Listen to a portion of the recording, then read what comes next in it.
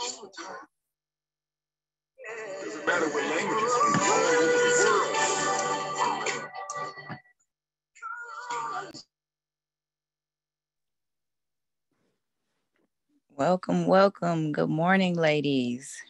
I wanted to start out by first welcoming everyone in the room this morning. Hope everyone had a good night's rest. I want to just thank everyone for coming in and joining this morning. Those that'll be joining a little later on today, welcome to the room. Those will be listening in on the replay later on today. Hope y'all had a wonderful, wonderful night and a beautiful day ahead of us today.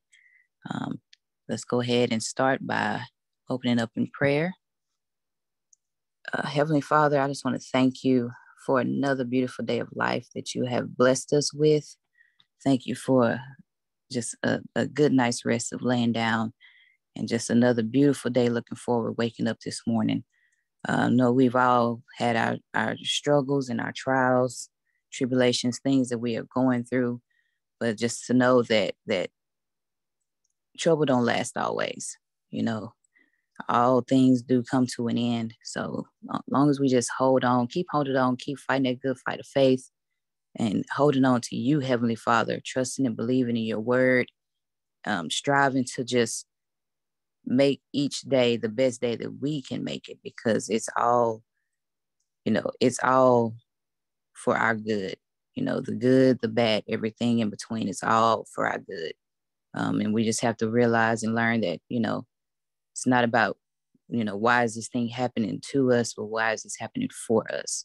And just learn from it. So I just want to thank you, Heavenly Father, for just the ladies on the line.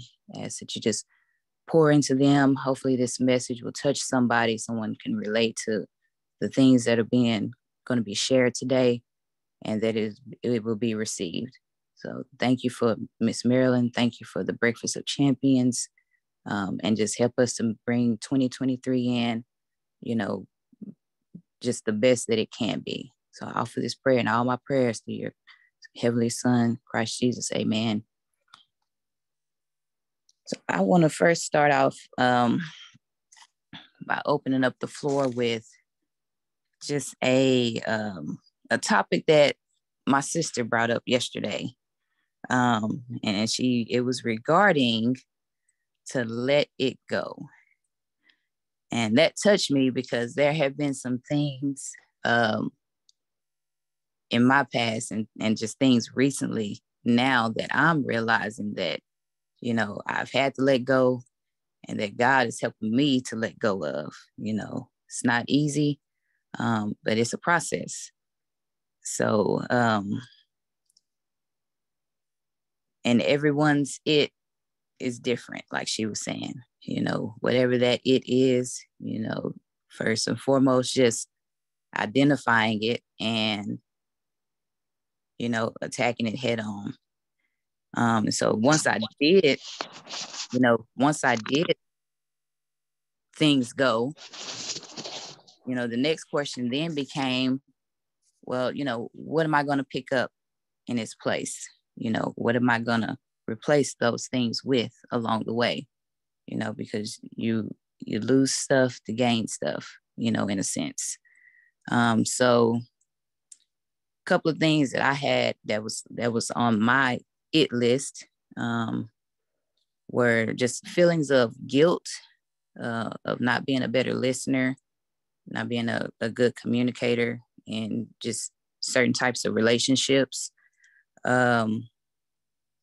procrastination and self-doubt about my goals, about anything that I was, an idea or anything that I had that I was wanting to, try, look into, achieve, especially with wanting to make a career change, a career move.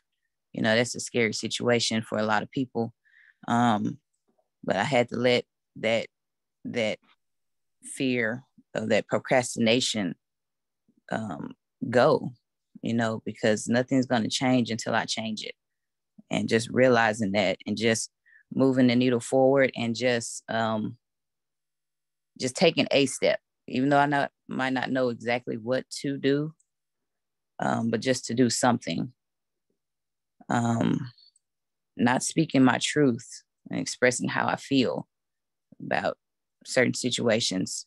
So it's just like what Miss Regina was saying yesterday when she brought up the subject of, if there's something that happens in a relationship or whatever, and something happens that you don't like, and you don't address it or say anything about it, right then, and then you want to bring it up weeks later, then yeah, that's going to be a problem. And I had that situation happen to me a lot, where something would bother me and I wouldn't say anything. And, just that thing, just over time, it just kind of, festered. And then, I would have a blow up, and it wouldn't even be about whatever that situation was. It would be about something that happened weeks ago. But just because I didn't say anything about it the moment it happened, it just kind of,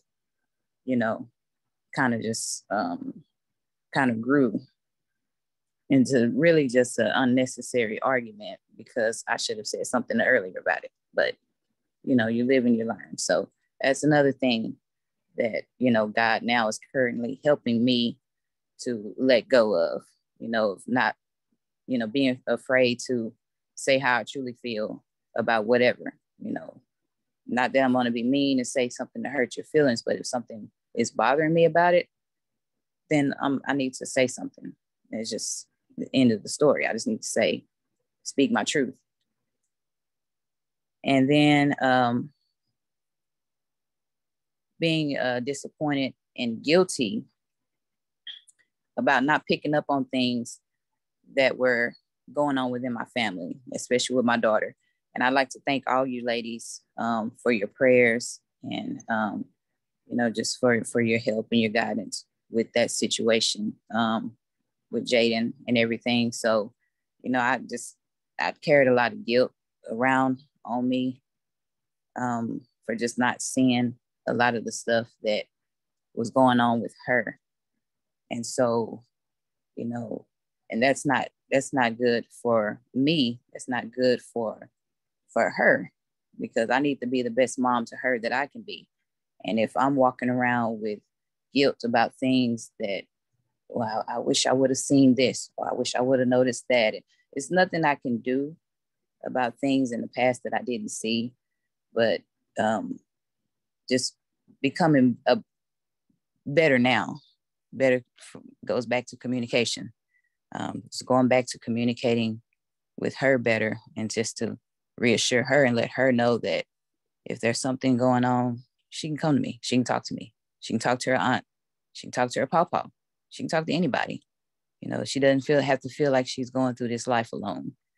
And I think that's what she felt. So just really praying, and God is just helping me to kind of just let that go.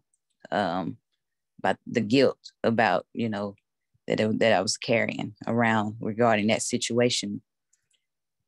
And it's hard. It's difficult, because being a parent, that's the main thing that we want to do is, protect our children, the best way we know how. But we can't protect them from things that we don't know. So I'm learning that, communication is very important. So I just, I like to say that, we're all works in progress.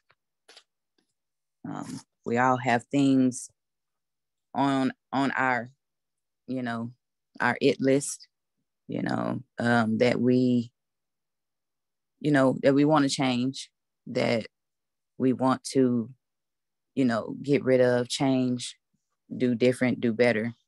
But along the way, we need to ask that question of, okay, but what are we going to pick up? After we let those go, what are we going to pick up? Meaning, what are we going to learn from that situation? How are we going to use that to help someone else which is, where I'm at, just being able to share with you ladies and opening up. It feels good just to be able to, just be unauthentically you and unapologetic about it. So, we're all works in progress, and everyone's it list is going to be different. It's going to be unique. It's things from the past that, maybe you were still holding on to, that's not, allowing us to be the best versions of ourselves. So just the job would be to identify what those things are. What are some things on your it list that you've been praying and believing and asking God for, to help you to be able to heal from, to help you to be able to learn from. Because it's a process. It's, you have to just take it one day at a time. And my big thing that I started doing is writing things down, getting things out of my head. So that way I could kind of see, and I can see what my thoughts look like. Because we as humans, they did a study that we do about 3,000 thoughts a day. Most of them are subconscious. We don't even realize that we're doing it. But it's just being aware of how we see ourselves. So it's all about just letting things go that doesn't do you any good, and just to realize that it's okay. A lot of people, they go through things and they're not sure that if it's okay to start letting that thing go, letting that feeling go, letting that person go. And that's something you have to come, to your own, I guess, opinion about, that if it's okay for you to let that go now, because you never start to really truly heal until you do. You always have that struggle with it. And that's what I was doing. So I just have to realize that, it's okay to let those things go, because in the end, it has turned me into a better person. So just in closing, I just like to say that, again, we're all works in progress. We're all here on this earth for a reason, for a purpose.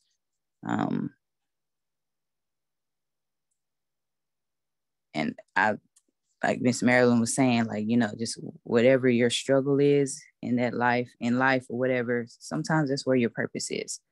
And so that's something I'm starting to realize, what my purpose, of being here, things that I can share, things that I can speak on, give my testimonies about, to just help someone else. Because you just never know what people are going through throughout their day to day. And, if you could just help them, then it makes all the difference. So, just figure out what your it list is. I wrote, those were just a few of mine. I have a lot more, but those were just the main ones that I really am focusing on right now, this season of my life. And then just, ask the question, what do we pick up in its place?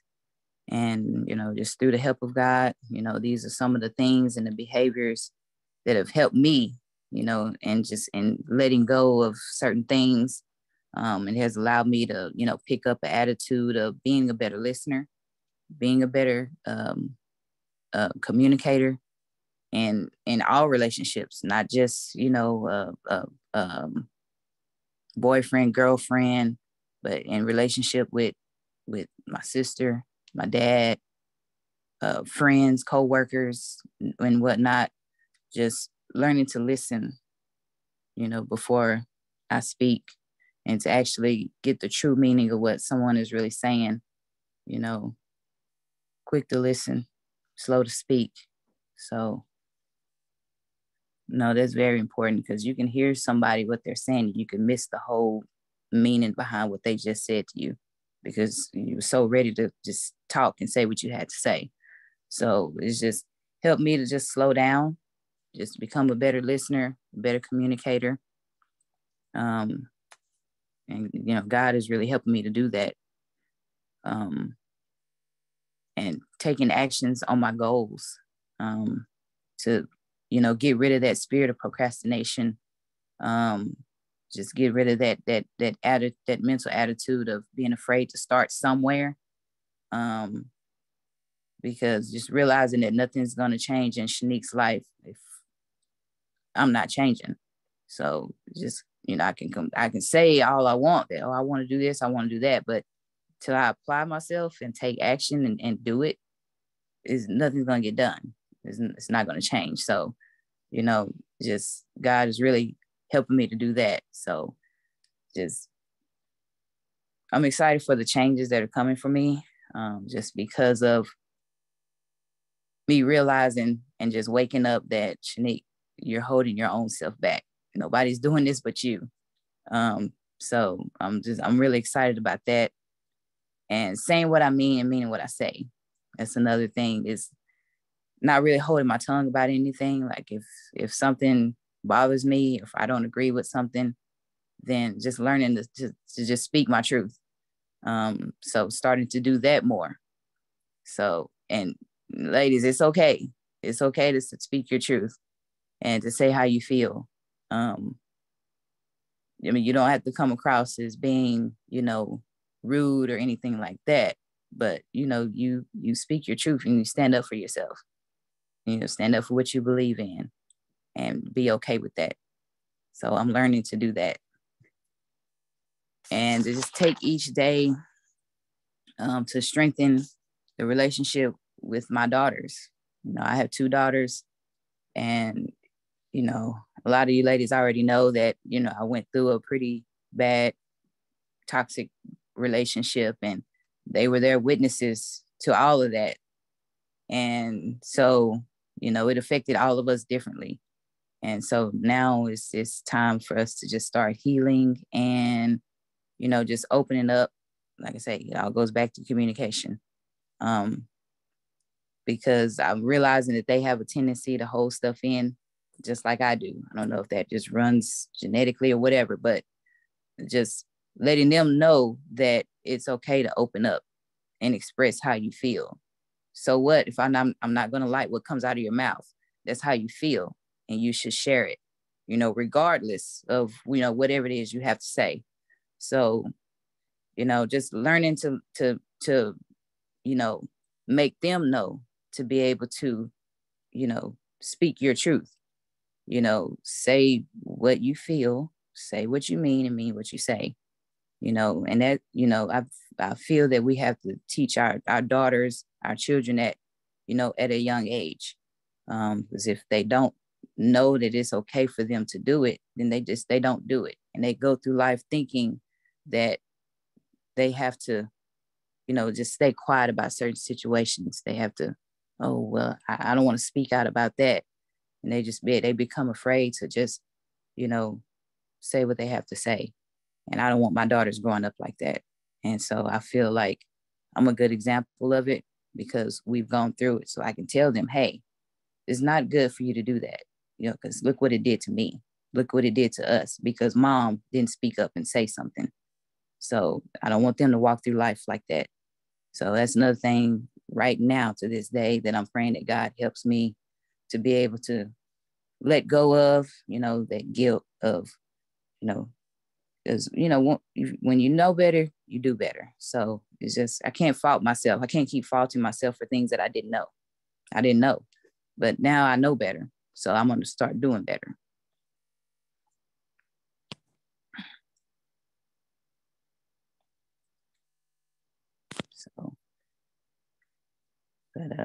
So yeah, just that topic that, Todd brought up yesterday about letting it go.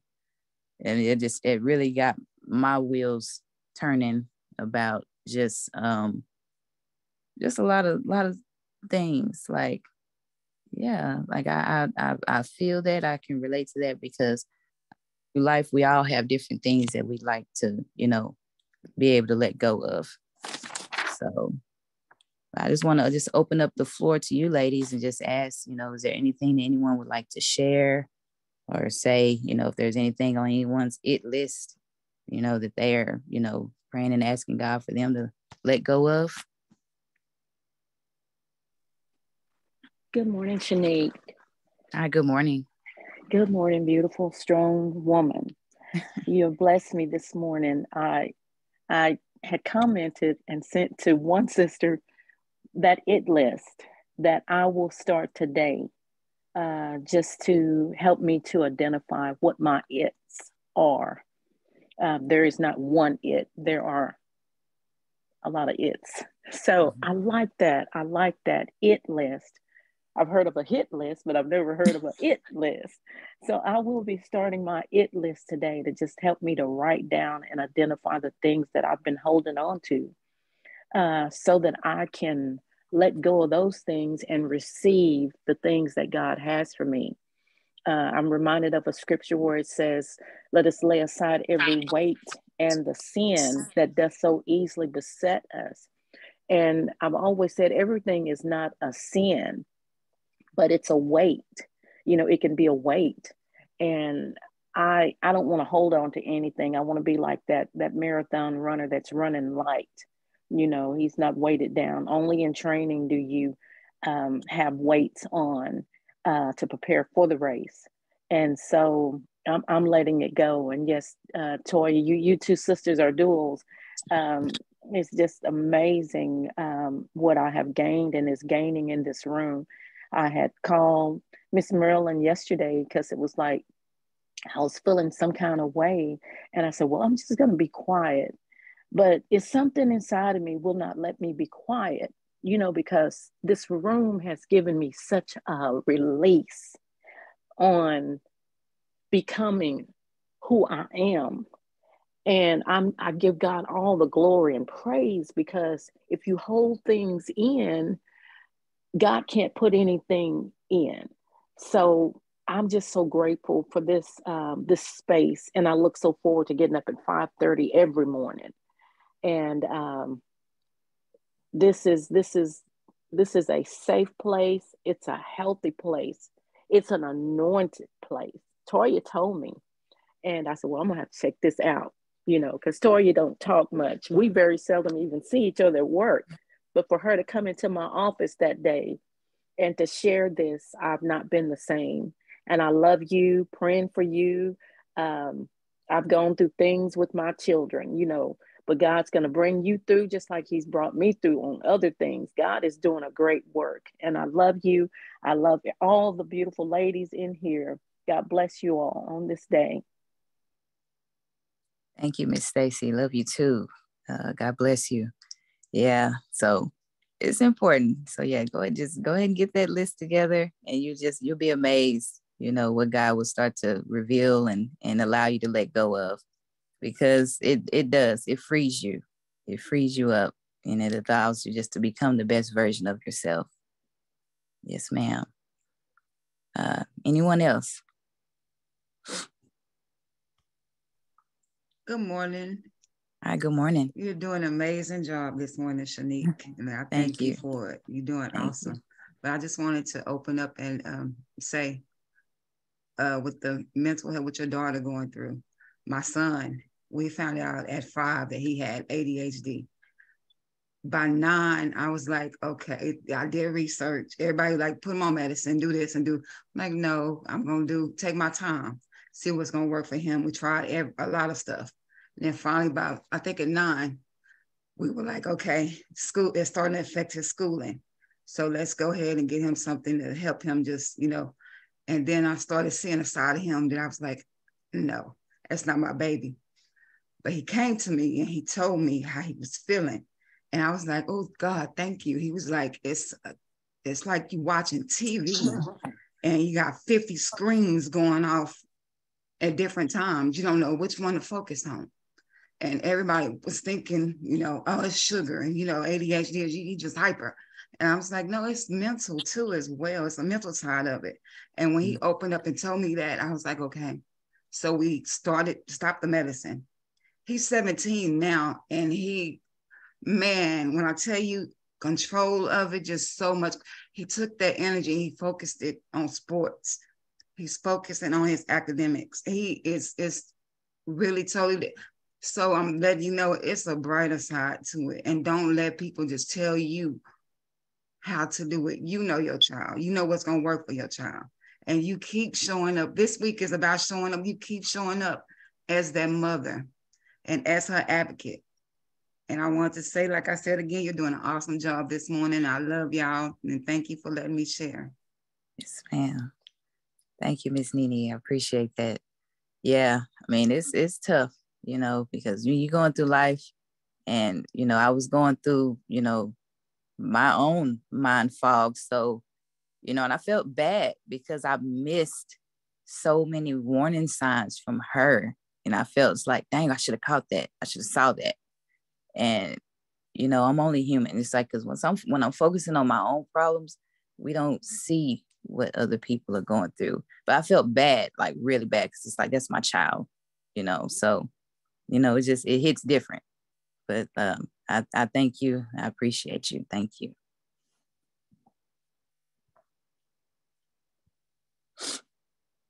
I think we have time for maybe one more. Anybody else would like to share and chime in?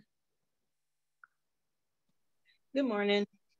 Shanique, I just think you're doing a good job. And yes, I just like how you just come into the room and just let it all out. You know,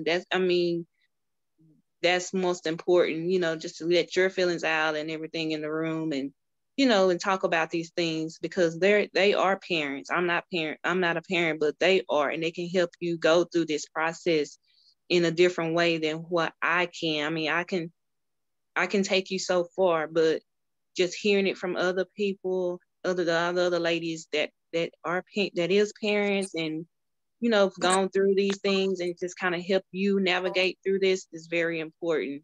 So I'm glad, Miss Marilyn, I keep saying God be doing some things, you know, he works in mysterious ways. We didn't have a clue any of this was coming, well, you know, from the forefront like it came. But the enemy, I always think he got one hand, but like I always say, you know, God turns everything around for the good. So he exposed this. He brought that up thinking he was trying to hurt us, but God let it be known it's something we need to deal with before it got escalated to something else.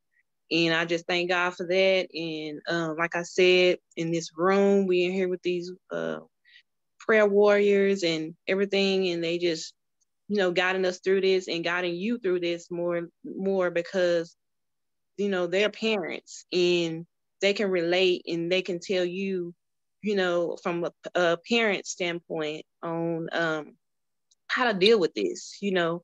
So I can just fight with the word and just let her know, you know, that she's loved and, you know, and things like that. And then they can tell you, you know, and kind of encourage you what to do and, you know, and stuff like that. So I just, like I said, I just thank God for this room, Miss Marilyn, and everything. And it's just so amazing how God just worked things out, because you're going through this and then you're a leader, you're leading the room and giving you a voice to speak out and let your feelings out about this. And then all the other ladies coming in and encouraging you. So I just think you're doing a good job with that. And I just thank God for just how he's working things out. And it's working out for our good. I mean, it's good. It's something that needs to be done, needs to be talked about. She's, you know, she's doing fine or whatever, but, you know, it's just a process and stuff like that. So just keep the word on it. Like I said, you know, no weapons formed against us gonna prosper. No matter what the enemy try to do, we're gonna turn it around for his good. God gonna turn it around for his good. It's gonna be a great testimony for somebody. It's gonna help others. So I just thank you for just bringing my nieces into this world, for one, because they my babies.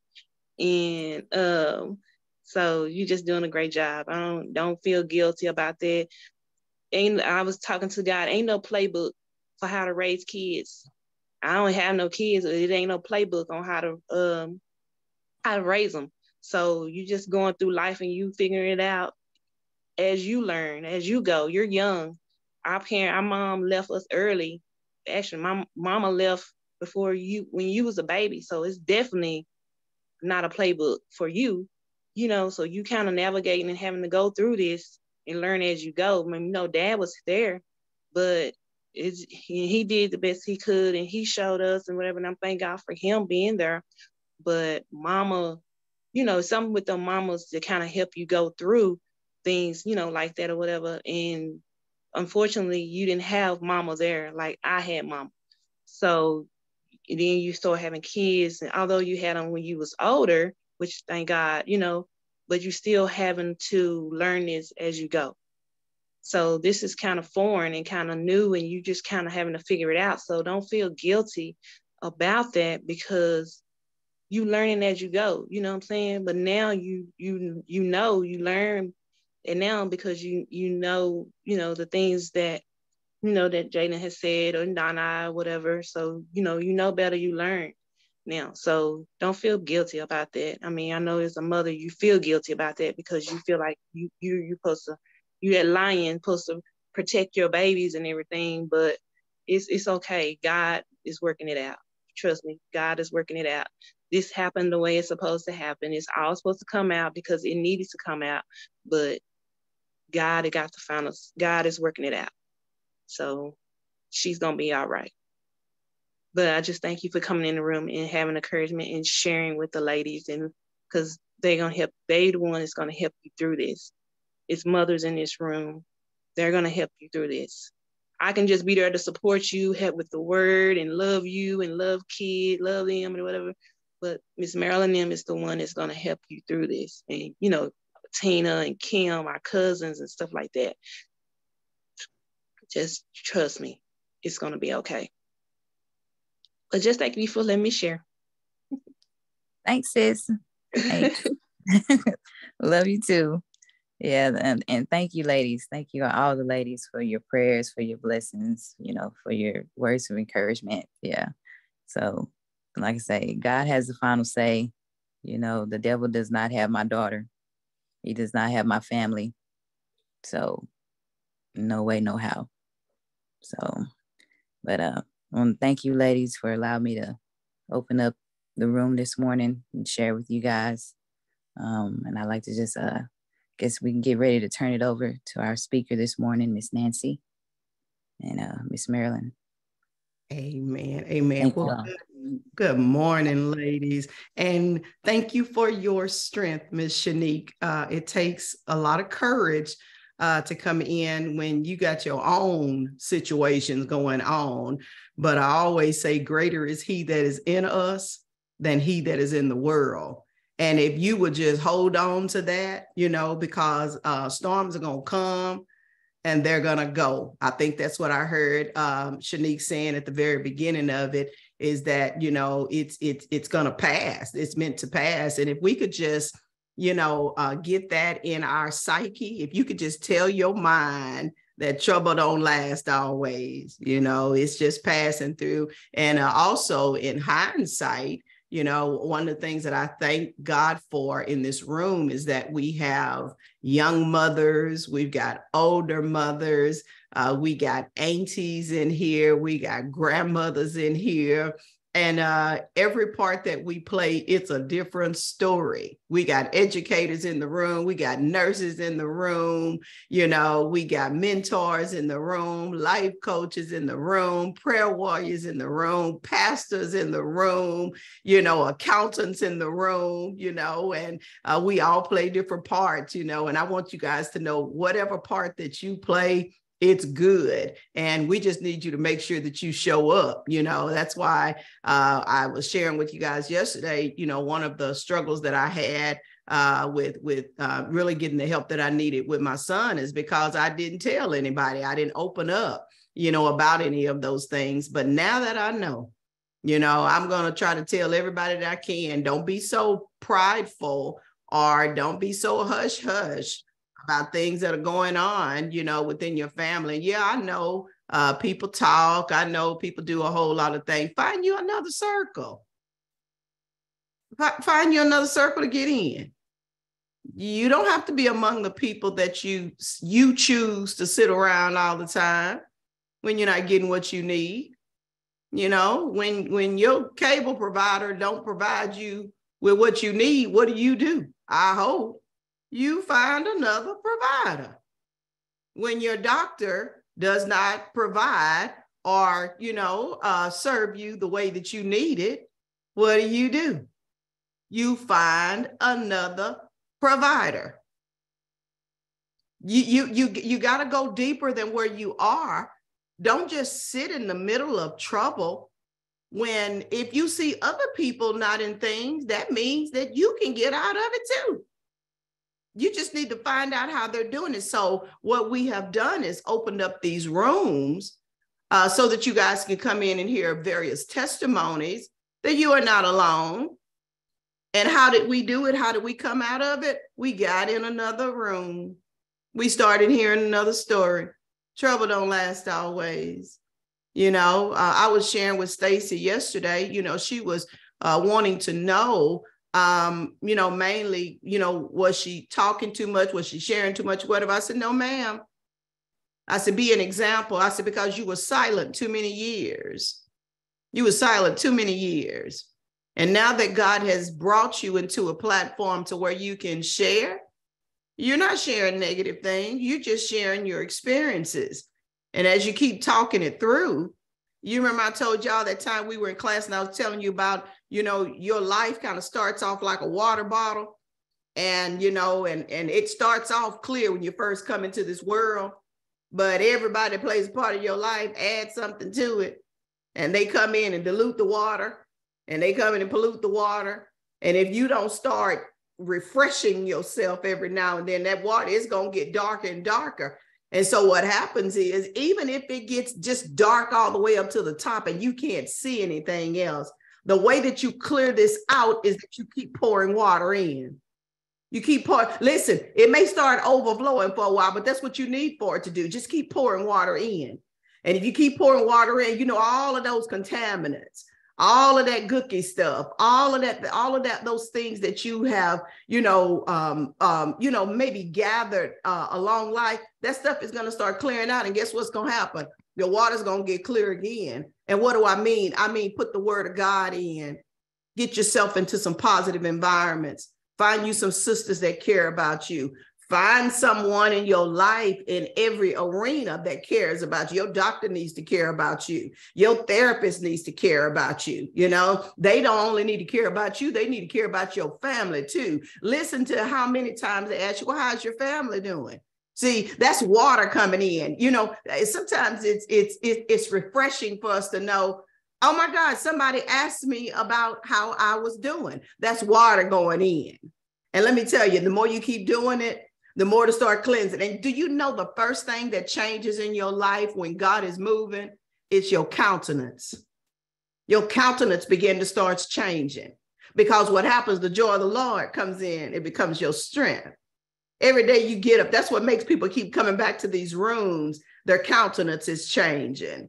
The only thing is, you got to make sure you don't go back out there when you get off the line and go let somebody else put some cat. Girl, what you getting up that early in the morning for?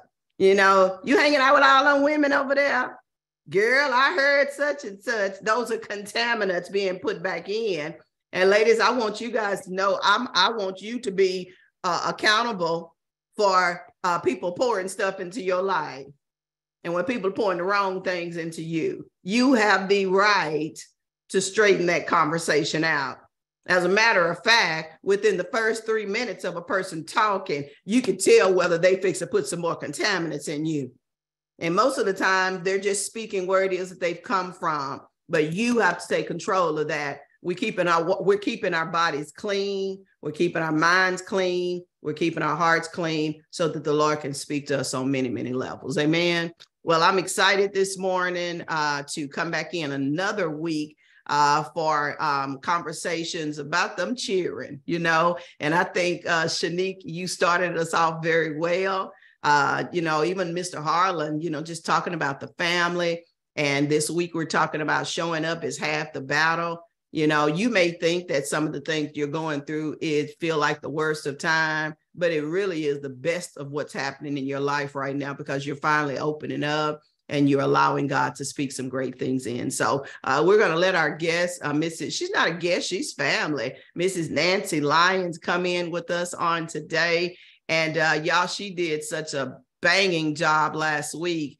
And it's making our heart yearn. It's like, I need a little bit more Nancy in my water bottle today to help me with them kids, to help me with my love, to help me with that laughter. You know, Nancy, I'm depending on you and God to come and fill my cup back up again. I need some answers to some things. So y'all, welcome Mrs. Nancy, and I'm going to turn it over to you this morning. Amen.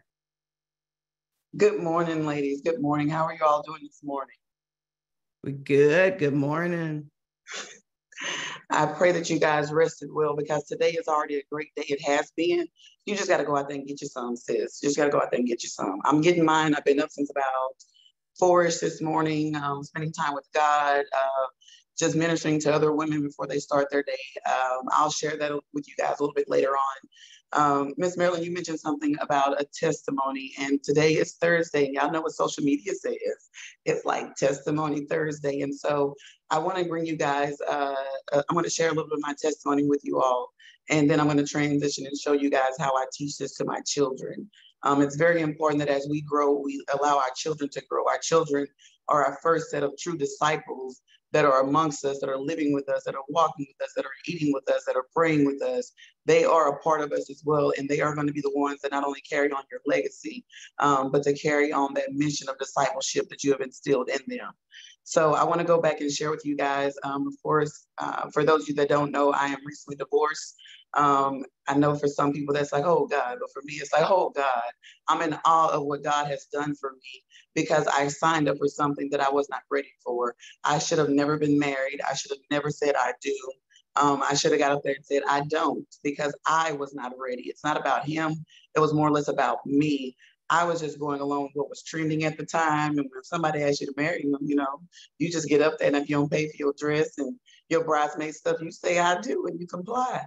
And I tried to thug it out as long as I could, but then the thug in me wanted to thug harder for Jesus, so I had to exit stage left. And I am very grateful for that, because God is going to use me. And in this current season, I am single, and I'm enjoying my singleness. And I'm thanking God for that. I actually prayed God for it, and I am very comfortable in my singleness, y'all. Like, sis loves it here. I love it. I love it. I love it. So I'm going to go in and I'm going to share with you guys what happened.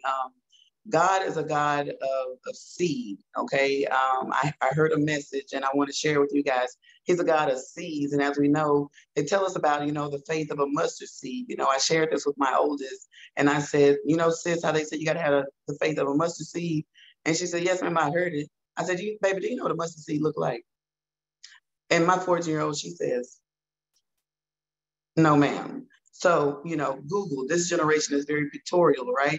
So what I did was I went on the internet, you know, because in 2.3 seconds, you can find anything you need, okay, good or bad. And I Googled a mustard seed, the size of a mustard seed, and it popped up a picture of a mustard seed. And I think the image next to it was a penny. And in her age of 14 years, she knows what a penny looks like, okay? Not necessarily the worth or the value of a penny, but she knows what it looked like in appearance, okay? And so it was mustard seed right next to it. It was so tiny. And my baby girl looked at me and she said, mm-mm. And I said, yeah, baby. I said, that's all we really need. And many of us don't have that amount of faith in reality. We say we do. But we really, truly don't as God's children. We don't even know what that mustard seed is. We really almost treat a mustard seed like the value of a penny in American dollars nowadays, like it's valued as very little. But when I was growing up, to find a penny, and don't find a penny with the head. So when I was a kid, you found a good thing right there. That was like when a man finds a wife, he finds a good thing. Find you a penny and his face up, baby. That is a blessing. Glory be to God. And I shared this with her, and I told her, I said, baby, this is all you need in order to make this change, this transition that God is asking you to make in yourself, you know, because as I'm learning things, guys, and I try it out and I test it out, if it works for me, hey, it's time for me to teach my kids, you know what I mean? Because I only know where I've been. I don't know where I'm going. I only know how long I've been here. I don't know how much longer I'm going to be here. So I have to teach my kids, and I've been sharing with my kids that right now we're in a season of need, not want. Now, my baby girl, Addie Grace, she don't like the season of need, okay, y'all? Because she came into a world where she had everything she needed and everything she wanted. She had an abundance because her parents made money, and she could go in the grocery store, y'all, because when I was a kid, you know, you couldn't go to the grocery store and get like a kitty buggy. Now you can go in the grocery store, y'all, and they got these little kid buggies. So she had her own buggy like her whole life. So for her to transition that mindset to go into a spirit of need, into a time of need and not want, it's a transitional period for Sister Girl. She's having a very difficult time. She is really learning to humble herself, and I'll ask her throughout the day whenever she says that she wants something. I'll say, Addie, what are we in the season of? And she'll say, oh, need not want, mommy, need not want, you know. And to her, this is a tumultuously tragic thing, guys. But for me, it is a glorious thing, okay? And so I'm sharing this to share with you guys. I started driving when I think I was maybe like 14 or 15 years old. I got my first car at 15. It was a hand-me-down car, and I'm gonna tell y'all about hand-me-downs, okay? We are in the season of need, not want. And these hand-me-downs your girl's been receiving, y'all, her is loving them. Her is loving them. They were giving me life. I mean, people are hooking me up with a wardrobe. I mean, shoes. I mean, like, I love the season of need, y'all, because, you know, my cousin, we play dominoes. He say, feed the needy, not the greedy. Nan don't want to be greedy no more, y'all. Nan just want to be needy, okay? I love being needy because, you know, people will bless you with things. It's like my mom said, you know, always be grateful for what people give you because someday they may give you something you want to keep. You know, someday they may give you something that you like, something that you want, you know. And right now, my needs are also my wants, y'all, because people that have known me throughout my life, they know me, so they know to give me things. If they're going to give me something, if I'm needing something, they're going to give me something that I need, but also that my heart also wants, y'all. And so I'm sharing this story about this summer. I've got through, filed for my divorce and everything, and y'all, my ex-husband left me with an overhead. And I'm not going to say he left me, but I allowed myself to get into a position where if this man was even to die, to fall sick, or even, you know, leave exit stage left, that I was not in a situation to provide for my family without his income. True story, y'all. Like Mo3 say, true story, okay? And so when he left on May 20th of 2022, guys, he didn't pay any of the bills. He straight up walked it out, and he left a sister with about almost a $7,000 overhead. And at this time, y'all, let me tell y'all, I was on a leave of absence from my job, okay? For my mental health, I had lost my grandfather in the month of March 1st to be exact. My grandfather had passed away. I was going through some things mentally or whatever, because in my mind, you know, and I'll tell y'all about that, my husband and I were not really together. We were just cohabitating together, okay? The public found out on May 20th, but we knew prior to May 20th that we weren't together. And he didn't know until May 20th that I was serious about leaving, but I knew prior to then. But I wasn't receiving the income from my teaching job as well, even though I had my, whatever they call it, that disability stuff or whatever, you know. So it wasn't coming in faithfully like it should. And so I was stuck in a season of like, oh my God, okay, $6,000 worth of bills, oh my God. I had 2 vehicles, I had a house note, I had 3 kids that needed to be fed, you know, I had bills that needed to be paid. Y'all, I had a bunch of needs, right? That's why the season of need is very important, okay? Y'all stay tuned. And so this man walks out and leaves with everything. And to this day, he has probably only delivered maybe $400 to $500 in a household. He took $6,000 to $7,000 to maintain, bare minimum, you know what I mean? And this was, you know, in my marriage, y'all, it was totally a need, primarily in resources, which just wasn't working out for me either. I was like adding grace in my marriage, y'all. I'm not bashing it, but I was like, when am I gonna get my wants, Lord? Because I'm tired of the season of need. So sister don't understand. I can relate to her, but God is granting me grace and understanding, and He's giving me this time to understand and digest what need really truly means. Needing and begging are 2 totally different things. I've learned that in this season as well. And so I'm out here, y'all, and I'm working, and I was doing gig work as well at the time. And I was sitting there and I was like, Lord Jesus, how am I gonna make it? You know, and my mom will tell you, my parents will both tell you, I can be needing more assistance than I could ever imagine, but I'm the last of their children that's ever going to ask for help. I even to this day pray that God provides an opportunity for me to go out and make money. I don't ask God to even give me money. You know, I don't want Him to give me anything. I want to earn everything that I get. So therefore, I appreciate it a lot more. And I've always been that kid, you know. I've always been that person who, if I don't need it, I'm not going to bother you. And I could even need it, and I'm probably still not going to bother you. But I was at a time, y'all, where it was no longer about me. They say that life is not about you. When you bring children into this world, whether it's the way I brought them into the world, into my family, or the way that God brought them into our world, y'all, children are a blessing, okay? and children will humble you. If you ain't humble and you don't have kids, don't worry. They'll teach you humbleness, okay? That's the first thing kids will teach us, to be humble. Children will teach you sacrifice and true sacrifice. They will teach you the contentment that God is talking about, which is satisfaction, not what Webster's talking about, because God birthed, Webster, y'all. So Webster don't know what he's talking about. Y'all better stop trusting him.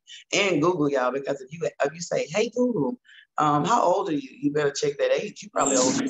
So don't trust them as a resource. Always ask the biblical definition. So I asked God, provide me a means. I've asked God to provide me a necessary way to make money.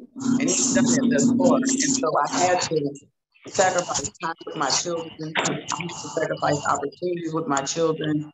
When I lost my American dream setup, y'all, I lost my ability to be living the life of luxury. Working was no longer an optional thing, right? Like, I don't really feel like I'm gonna do gig work today, so I'm gonna stay at home. Oh, I feel sick today, so I'm gonna stay at home. God put me in a position to where, whether I was sick, whether I had the energy or whatever, I needed to get up and go to work to provide for those 3 children that he had blessed me with, okay? And so I can remember struggling for gas money when school started back, because I spent a lot of time working in the Houston and Dallas area this summer. I even went to Austin to do gig work and stuff, and the money is great there. In East Texas, let's just say other people are a little frugal there, okay? Let's just say they all in a season of need, apparently, but yet they want to order from an app. I don't understand it. I hope y'all can bless that game. But just because you got a phone with internet and you can download something, don't mean you need to use it, because if you cannot afford to tip, you don't need to be ordering nothing. You need to get up in your car and go get it yourself, because you cannot afford that luxury. So don't act like it. Don't front and live like you can't. You're in a season of need like Nan, not want. And so I got to a point, y'all, where I could not even afford to fill up my car tank with gas, y'all. I've been driving since I was 14 and 15. I've been able to be in a position where I could buy gas for everybody at the gas station my whole life, up until 2022, y'all. It was about August of 2022.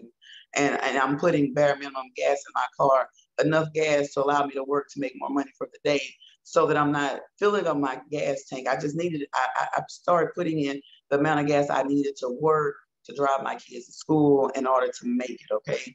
That was the beginning of my humbleness, y'all. And I did this for a season, okay? Y'all, God made me a GT student in real life, because he sped me through that needing session really quickly, y'all, and I want you to know that when God brings you to something, he will bring you through it. But you stay in those seasons as long as you need to, okay? Because God is ready to move when you're ready to move. That's a true story. And for somebody, I hope you caught that. If you're sitting in a season of stagnant, if you're sitting in a season of stillness and you're not moving, I want you to reevaluate yourself. I want you to look at yourself and say, what am I doing wrong? Because it's not anything exterior, it's something interior within you that is stopping you from going forward, because God has given you everything that you need. It's already inside of you. So you don't have to seek outside. You don't need exterior validation. You don't need anything. He already gave it to you. You know what I mean? He says, you know what I'm saying? Ask, you know what I mean? It'll be answered. Knock, you know what I mean? And do all these things he asked you, seek and you shall find. And you have the answer. He's already told it to you. The thing is that you probably can't distinguish his voice from your voice, because he usually comes in yours. And you probably wanting God to tell you what you want to say. I want y'all to stay with this word need, because need is very important. Need, everybody need a season to be needed, okay? To understand what need really means, because what America tells us need is, y'all, I'm just here to tell y'all, the spirit of lying is present, okay? The spirit of lying. America's need it's not a true need, y'all. It's not. This is a first world country. Many of us don't need things, we want things, okay? I went to the Philippines a couple of summers ago, and those people, they live in a season of need at all times. I mean, they have tsunamis, for God's sake, y'all, and we're crying about hurricanes over here, okay? Like in real life. We don't even want to pray and talk to God, y'all. And these people out here are abandoning their children and not even having orphanage for them to go into. Children are being laid on the streets, on the sidewalks. Children are being snatched and taken and never returned. Human trafficking is real over there. Feeding their children is a struggle over there, y'all. But yet they wake up every day, and guess who they thank first before their feet touch the ground? Like my baby say, up there, they thank God. They thank God for just waking them up, y'all. And they use God's life because many of them don't even have houses that are enclosed, they even have electricity, y'all. I stayed with a host family, y'all, and it was in a bamboo house, and they did happen to have electricity and stuff, but you best believe in their kitchen, in their bathrooms, in the rooms, they use God's light. And some of y'all need to teach y'all kids to use God's light and start running up y'all light bill, because TXU is their energy, it's expensive. Like, oh no, we don't need that. And y'all need to go back to the basics of where you come from. Go back to what your parents instilled in you. Go back to where your parents taught you, because if you are successful today, not successful according to America, y'all, but successful according to God, your mom and daddy didn't do nothing wrong. It's you that tried to reevaluate the blueprint, and you that tried to do something differently. You were supposed to enhance what they gave you, not redo it, y'all. I mean, like, you don't fix something that ain't broken. You ain't broke all the way. I know you're not. In some form of your life, you are successful. So therefore, go back to the drawing board and pick up the good from your parents and run with it, and everything else, throw it out the window. But don't throw it out too far, because some of that stuff, y'all, you might have to go back and pick up. But again, y'all, I remember calling my mom one day, and I had my children in the car with me, y'all, because I had to sacrifice time with my kids. I had to sacrifice a whole lot, And I was at the gas station, y'all. I was in Jacksonville, Texas. I don't know if y'all know what that is. They got some good tomatoes down there. They have a wonderful tomato fest every year. I plan on going again this year. I haven't been since I was a kid, but I want to share that experience with my children. But y'all, I went to the gas station, and I was able to put $55 in my vehicle, okay? Now, for Nan, old Nan, true story, Nan, $55 in gas. Yeah, that's high, because when I started buying gas was like 89 cents a gallon. But to be able to afford that 55, y'all, the first thing I did was thank God. The next thing I did was I called my earthly parent. And she's going to come on next, y'all. And I called my mom, and I said, Ma, guess what? And she says, what, baby? I said, you're going to believe what just happened. And my mom will tell you, man, you be so excited about stuff, I be thinking something wrong. And I said, Ma, I put $55 in my gas tank. And I said, Ma, I was able to fill it up to the T. Ma, it clicked. Like, it clicked today, Ma. Like, it let me know that it had enough. You know what I'm saying? It had more than it needed, y'all. And I was so grateful, and I was so thankful in that moment, y'all. And if you know where I come from, $55 and then being thankful was a thing that I never thought I'd even have to say, y'all. Because like I said, I've always worked, I started working as early as 12, 13 years old, throwing a paper out, downtown Tyler, waking up at 11, 12 o'clock in the morning, going to go pick up them papers, throwing them papers and going home and changing clothes and being at school by 8 o'clock that morning and staying awake all day to come home and take a nap to do it all over again. Because y'all, the news, them papers, they want them every day. They do. So sleep was not a thing, y'all. And so those of you that are sleeping and you're sleeping a lot, you don't need that much sleep. They don't require that much sleep, y'all, because you need to activate every hour of the day that God has granted you, that He has blessed you with, that He has given you to maximize the potential. Because again, you only know where you've been, you don't know where you're going, you only know how much time you had, you don't know how much time you have left. So you maximize that potential. Sleep, you don't need that much sleep, y'all. You don't need it. And I'll share with you guys why I don't need as much sleep. Probably because of the struggle. I'm just kidding. But probably because I've accepted that I'm not average.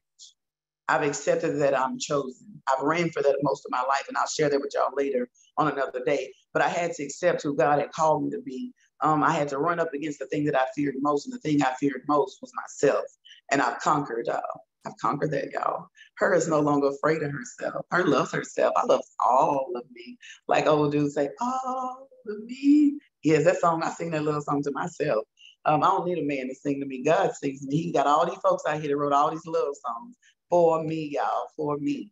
And I can sing them to me because, again, everything you have, everything you need is already in you. God has given to you, okay? So I want you to tap into it. I want you to access it.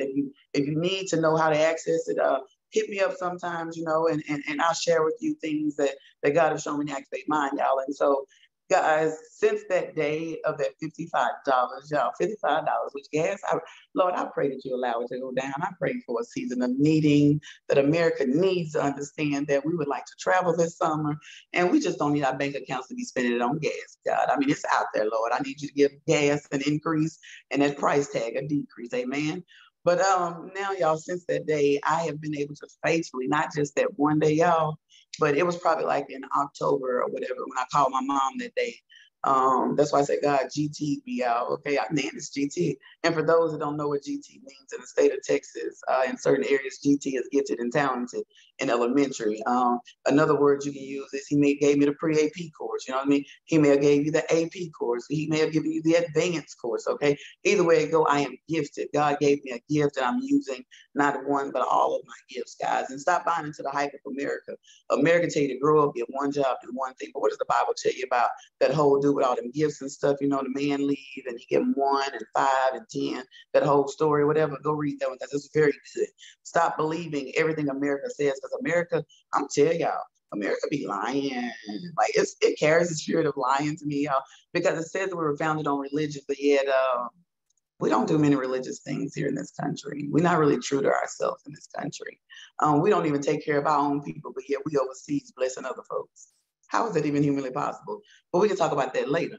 But the thing what I want you guys to know is that I needed that moment in time to be humbled, because I'd always been blessed and highly blessed. But God allowed me to have a moment like Jesus, y'all. See, many people don't understand why Jesus is so deep, why Jesus is such a thug in real life. You know what I'm saying? Like, I love Jesus. Like, he's like my favorite. Like, I even like baby Jesus. I kind of like, the 30th Jesus, like thuggish, ruggish bone Jesus. You know what I'm saying? Like, I like him, y'all, because of the way he carried himself. Jesus was born homeless, y'all. So that's why, you know what I mean? Jesus was born homeless, but yeah, he's the King of Kings. You know what I'm saying? Like, he got all these riches wealth. Jesus has been to the lowest of low, and he's been to the highest of highs. You know what I'm saying? So he understands a vast majority of people. That's why he could hang with those people, the prostitutes and the taxpayers, and he hang out them type of people, y'all, And that's why I've been able to hang out and bleed in many areas of life, because I don't know, I'm just set up like that, I mean, I think Jesus just set my mind up like that. But now I truly, even though I've been understanding of people who have been homeless, I've been understanding of people who've had less than, I've also understood how people have more than. So Nan is walking into not her net, her net worth in particular or whatever, but I'm walking into my net worth that God says I am, not man's net worth, okay? Because see, man's net worth put a cap on you. God does not, okay? He gives you an abundance that overflow. I'm walking in a season of abundance, y'all. And I know y'all said, you heard me say a season of need, y'all. My abundance is my need. I do need my abundance. I do need my things that God has promised me, because God is not a man. He cannot lie. So everything that he says that he's going to give to me, he going to do that and more. Like, I swear to God, he is. Like, I know this. I believe this. I walk in this, y'all. I came into the new year with very little. My mom used to dress me as a kid, and to this day, she's blessed to dress me as an adult, y'all. And for New Year's, me and my kids, we got dressed, y'all. And my mama woke up at the last minute. She says, "Nan, where y'all going?" And I said, "It's 2023." And she was like, "What the?" You know what I mean? And I said, "Yeah." And she said, "Where the kids at?" And they said, "We right here, Grandpa. We right here." And she said, "What y'all up for, y'all?" And I said, "We need our shoes, because y'all, we needed shoes to go where we was going." And we were in the state of Alabama. We weren't in Texas, because I don't plan on residing in Texas in 2023. I will not end my year as a Texas resident, amen. I'm claiming that I'm going to be somewhere, whether it is, I don't know. But me and my kids, before the clock struck 12, we ran out into the street. We were stressed for it. We was just to impress. Many of you guys can go find me, Nancy Lyons, on Facebook, and go back and look at the 1st of January. You'll see me and my kids. We was decked out, y'all. We was booted and suited, y'all. We was ready to thug it out in our new life for Jesus, because I didn't want to go into the new year looking the way that I looked. And so I took what I needed. See, my mom had bought me a dress. I only needed one dress to walk into the new year, y'all. I only needed one pair of heels, y'all, to walk into the new year. And, I'm going to go more into this story on another day to tell you guys about that. But God gave us everything that we needed. We didn't need 10 outfits. We didn't need 10 pairs of shoes. We just needed one. And my children and I, we ran out into the streets or whatever, and we walked into the new year playing a song called Moment by Moment by Nancy Michelle, who is a Tyler resident as well, a beautiful woman. But that's our theme song, for this year as a family. But we walked down the streets into this as the lights were just, the fireworks were just bursting, y'all, because we don't know where God gonna take us. But we moving, y'all. Always stay moving, never stop, because you'll get stagnant. And so we took that moment of need that I had been through, y'all, of gas, and we were able to travel, y'all. I sent my kids because I was like, I need to make sure that I can have enough money to bring myself. My kids are gonna go with my mom, but I need to make sure that Nan has what she needs, that I can provide for me, y'all. And I'm here to tell you today, y'all, that Nan is not even in Texas at this moment while I'm talking to you guys. I'm actually in transition of relocating today. Sooner than later, I told y'all what he said he gonna do. If he tell you to do it, he gonna do it, because God is not a man. He cannot lie. And so y'all, need is very important. Only focus on what you need. God is giving you everything that you need. And y'all, I'm here to tell you that need is also abundance. I'm here to tell you, living proof that your need is an abundance, and you need to understand this message. You need to hear this. You need to let it penetrate into your spirit. Stop focusing on what everybody else has going on around, and those are distractions to take you off course. Focus on what God has given you. You have everything you need. You go forward. Minister to yourself. Even some of those songs, like y'all hear me mention Mo3. Mo3, hey, he ministered to me, y'all, because this song, everybody ain't your partner, everybody ain't your friend. Hey, that's some RNS in real life, y'all. Everybody needs to understand that the songs that you have been listening to, like Nuck, If You Bug, I mean, like I had to go back to get through my divorce with some other ministers besides Kurt Franklin, them. I had to let those songs minister to my spirit, you know. Even Kevin Gates, y'all, he was speaking some truth, you know what I mean? Stop lying. Like I had to stop lying, not to other people, but to myself. And I needed all of those things that I had done before in my life. Now, y'all, I listen to some softer music, but I still reference Mo3 now. And what's his name? Kevin Gates and those artists, you know what I mean? But my song in season is Big by Pastor Mike, because it's going to be big, y'all. It is big. God has shown it to me because he starts with something small, guys. He started with a thought in my head when I was a little girl. He planted that seed in my head when I was a little girl. God would tell you that he will give you an orchard, but you got to understand you're going to actually eat a seed. Many of y'all don't understand. You asking for a house, you asking for a home, you know what I mean? You asking for new cars. God has already given it to you. You just don't see it, baby. He gave you the job that's going to give you the money to provide it. Or he gave you the ability to get an education, to go back to school, to get that degree in order to get that job. See what I'm saying? It's a process. When they say trust the process, man is telling you what that process is, y'all. He's going to give you something small. He's going to give you the thought. He's going to give you that ability to say, okay, I'm going to go to school. I'm going to enroll myself in school today. And you may be a mother who's enrolling in school, and you say, but I need to get my kids a house, I need to get my kids a car, I need to get a job. It's coming, baby. It's coming. It's already there. You just need to go through the process to get to the bank account that got your name on it with the money sitting in it that's already deposited waiting on you. Because in my bank account, future then, I see 14. I've been seeing 14 million for a long time. And it's just been cycling. God has shown me that Nan will be a millionaire sooner than later. And I do see my 14 million sitting in there waiting. So yeah, I'm just going through the process to get to where it is that I'm trying to go. I don't know who this message is for, but ladies, I want you to understand that God got you. He's going to take care of you. Believe in yourself. Be encouraged and understand it's the small things that matter. It ain't never the big things. Stop praising God because he gave you a Louis, okay? Stop praising God because he gave you a big house. You know what I'm saying? He already gave it to you beforehand. You need to be praising him before then. You need to be dancing in the rain before then. You need to be testifying before then, y'all. Like if you're in the storm right now, if you are currently in a storm in your life right now, I want you to get up and thank God. I want you to get up and shout to God. I want you to tell him, thank you, Lord. Thank you, Lord. However you praise. Man can't shout. I can't speak in tongues yet because he know they ain't going to be in Kroger scaring people, talking about China Bosha because it's a sale out there. You know what I'm saying? So he won't give me that just yet. And I understand. I'm waiting on it, though, because he said I could do it. So I'm going to do it one day, y'all. I'm just going to wait until I get there. He's just going to give it to me at the time when I'm going to need it to appreciate it so I won't abuse it, okay? So y'all understand that God has given you what you needed. He gave you that seed. He gave you the ability to think. Now he's giving you the ability, you need to apply some pressure in real life to yourself, to your real life, and be real with yourself because your orchard is out there waiting on you. You got the seed, you got the car, you got the house, you got whatever it is that he promised you because I don't know what he told you. He knows your address. I don't. But let him tell you what he needs. And any naysayers, what they say, control, alt, delete. Today, stop doing stuff. Say, oh, I'm gonna start Sunday. Oh, I'm gonna start Monday. No, ma'am, you don't know if you're gonna be a star today. Because I'm telling you, God will bring you through it real fast. Because I'm telling y'all, I'm GT. Y'all might be AP. Y'all might be pre-AP. Nan was just GT, okay? And that's just for elementary kids, y'all. Because the Nan that you see today, the version that I healed in 2022 was baby Nan. I have yet to heal teenage Nan, grown woman Nan, married Nan, 37-year-old Nan. Y'all just see a healed little girl that you see before you today. But the woman within me is not completely healed. I am constantly and every day evolving. And I'm working with God, to work with me, asking him for grace. And as God give you things, give those to others and give those to your kids.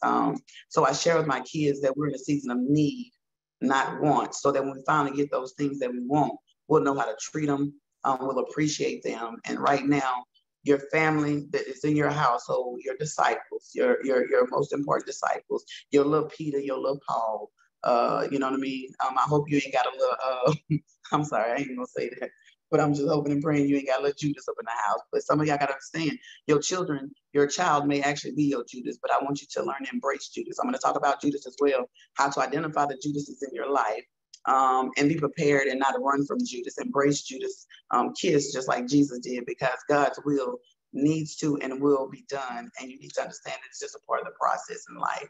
I love y'all. I thank y'all. I know my energy may not have been super animated today, but God just told me to come in and tell a little bit of my testimony, guys, and teach your children as you are learning yourself. Now, don't teach your kids if you just learn something, like apply it, work it out, you know what I mean, work out some of the kinks and then give it to your kids. But as you transition your children, even your adult children, you know, to do those things, to be bigger and better people wherever they are in life, and always meet them where they are, and love on them no matter what, and give them grace, because this is a season of grace. And my name, Nancy, means grace, and my daughter's middle name is Grace. And so I love y'all. I thank y'all. I appreciate everything, all the love that y'all have been giving me and showing me. Y'all do not understand that I'm a young lady who used to cuss out God's people. I'm really Paul in real life, y'all. I used to literally crucify God's children, and God has turned around, and I knew what he was going to do it when he said he's going to do it, that he was going to use me to bless his children. And I am very thankful. Ms. Marilyn, I thank you for this opportunity, this platform. You ladies for getting up early this morning, for coming in to hear me rattle about God knows what. But apparently the Holy Spirit showed up, because y'all messages and stuff that I can't read right now. But I thank y'all. Y'all be blessed. Y'all have a great day. Bye-bye. I love it. I love it. I love it. That energy is absolutely amazing with you, you know, and listen, if y'all slept on her for a moment, you missed that whole message. Her whole message was about a season of need. So Nancy, thank you so much for the way that God allows you to interact in individuals' lives, and don't change. Stay unique. You know, I love the way you say that you're healing the parts of you a little bit at a time. And we thank you for showing up for this particular season that you're in, because, you know, you get to learn some things about Nancy that you would not have learned had you not been going through this. You would not have known that you can press through. You would not have known that, you know, oh, I don't always have to live in the same place that I've been in. Oh, I don't have to have all the things that I thought I wanted. You know, I thought I needed those things, and that's what they were. They were just, you know, some wants. But I want to be a part of the plan that God has. Lord, supply my needs that I have in life. So you're getting a great opportunity to grow in God. And we can't wait to see, we're excited to see you evolve each and every day, because that's exactly what's going to happen. And you know, somebody else, I always say, some little Chad is watching you. You're not only, you haven't just transitioned from the classroom into, you know, the osmosis. You just moved to a different room, a different classroom, because you are a teacher in your heart. And that's what teachers do. Teachers are very unique. You know, they have a very interesting calling on their lives. They know how to reach, you know, individuals that maybe somebody else cannot reach, you know, because you got to get their attention. And however God does that, you know, I appreciate it. I want to open up the lines for anybody that may have comments for a few minutes before our mother comes in. Anybody have anything that they would like to share or ask, or anything, ladies, anything? You can open up your mic, or you can put it in it's so much stuff in the chat box. I guess I might just start right there. Let's see. Let's see what's been placed in here. But those of you that may have a question, please feel free to open up your mic. Shanique said, thank you so much for your energy. Love your message. Yes, showing up. Man, you are a light shining bright for all to see. I love it. I love it. Stacey said, what? Love the very animated. Control, Alt, Delete. They got that one there. So, amen. This is the season I'm going back to school. Go ahead. I love it. I also love it when Nancy said that all of her music ain't Christian music right now. She's having to get it wherever she can get it at, you know, and knowing the difference between the two. Mrs. Colston said, he is my best friend. Jesus is real and is always forever present. Break it down, Nan, from the hood to Hollywood. I love it. I love it. I love it. You're on point, my sister, Virginia. Yes, I remember that. Your mom has always been a go-getter. Had so many irons in the fire and streams of income. I love it. I love you being your unique self. Your mom is a tough act to follow, but she's just videos offline. She's just a shadow, you know. I don't know if that's me making up noise, but she is a shadow. Does anybody have their mic open? Is that me? Let's see.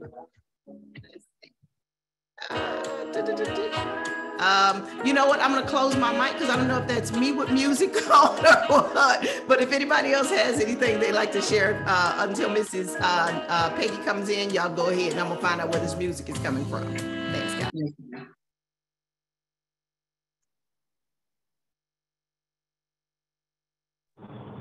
Good morning. Good morning, Miss Marilyn. Good morning, Nancy, to all my beautiful sisters. Good morning. This is a season of need for me. I was blessed to graduate and become a certified community health worker last year. And I tell you, it was because of this room that I completed it, because, you know, working full time and working part time and going to school was, you know, and then going through some other personal things. I wanted to just, there was many days I wanted to just quit, but I kept hearing Miss Marilyn say, you never finish anything. One day I heard her say that and it just hit me right in my heart. And I was like, okay, I can't quit. And then I had a sister who's been in this room, Jackie. I share an office with her sister, and she's also sitting in this room too, Sharon Black. Yeah. And she was like, no, Miss Stacy, you can't quit. You're in this now. You can't give up. And so I thank God that he blessed me to, you know, get my certification. And so now God has given me, I'm praying, asking God to give me the courage to step out of my comfort zone, because I've been scheduling, working in doctors' offices and clinics for, so many years. So I just feel like it's a new time, it's a new season. And I even have been praying and asking the Lord about relocating. And I don't want to do anything outside God's, you know, direction. And I know that it's not by coincidence that I have been blessed to be in this place, to hear all these many testimonies and to get the help, you know, that I need. And I just wanted to say that this morning, Nancy, I tell you, you are off the chain. You are medicine to my heart. Laughter is you're so contagious. Yes, Miss Marilyn, if anybody's asleep, they're going to wake up now when Miss Nancy comes into the room, because she is, I love that so much. So I love you all. Amen. Amen. Thank you so much. This is I think a excellent moment to see that God moves in different ways in your lives, and you have to stay awake. You know, sometimes we've conditioned our ear to hear things in the way that we're used to hearing it. And sometimes that may be the very reason that you keep getting some of the things you keep getting. Is just recycled. You're on autopilot. But in order for you to do something that you've never done before, you've got to open up your ear, train your ear to hear the Spirit of God, and the Spirit will lead you wherever it needs to lead you. I often tell the story about the locusts. Those of you that don't know, the locusts cannot fly. I mean, they don't have the ability to fly. They just jump when the wind is high, and the wind propels them to go where they need to go. You know, it looks like they can, but if you'll pay attention, even in your life, we don't have as much as we think we have, because our life really belongs to Christ. You know, you don't always have the energy to start that new job, or, go back to school, or raise the children, or whatever. But there's an anointing that's on you that if you'll show up, and when you'll wait on the opportunity and moment, and you'll talk to God about what you need, do you know there's an anointing that will come in? And the very moment that you sense the anointing, if you'll just jump in the flow, do you know that the anointing will propel you to get you where you need to be? Sometimes it's just about showing up and waiting on your opportunity. Today, I really believe it was Nancy's opportunity. I don't know what she needed today, but I think she showed up just like she was. And God is going to propel her and push her the rest of the way.